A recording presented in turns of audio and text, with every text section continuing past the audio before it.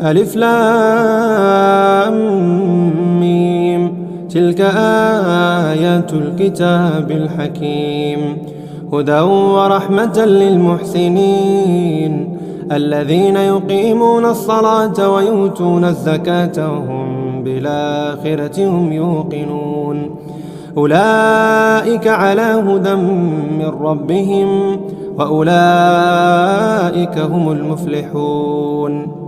ومن الناس من يشتري لهو الحديث ليضل عن سبيل الله بغير علم ويتخذها هزؤا، أولئك لهم عذاب مهين.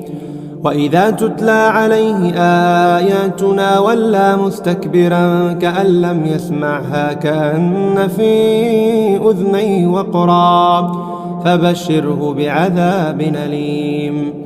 إن الذين آمنوا وعملوا الصالحات لهم جنات النعيم خالدين فيها، وعد الله حقا وهو العزيز الحكيم.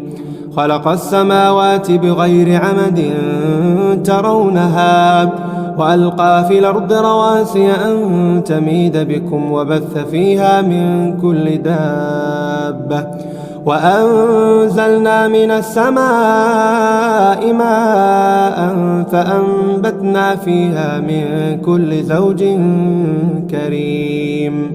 هذا خلق الله فأروني ماذا خلق الذين من دونه بل الظالمون في ضلال مبين. ولقد آتينا لقمان الحكمة أن اشكر لله، ومن يشكر فإنما يشكر لنفسه، ومن كفر فإن الله غني حميد. وإذ قال لقمان لابنه وهو يعظه يا بني لا تشرك بالله إن الشرك لظلم عظيم. ووصينا الإنسان بوالديه حملته أمه وهنا على وهن وفصاله في عامين أن اشكر لي ولوالديك إلي المصير. وإن جاهداك على أن تشرك بي ما ليس لك به علم فلا تطعهما وصاحبهما في الدنيا معروفا، واتبع سبيل من أناب إلي ثم إلي مرجعكم فأنبئكم بما كنتم تعملون.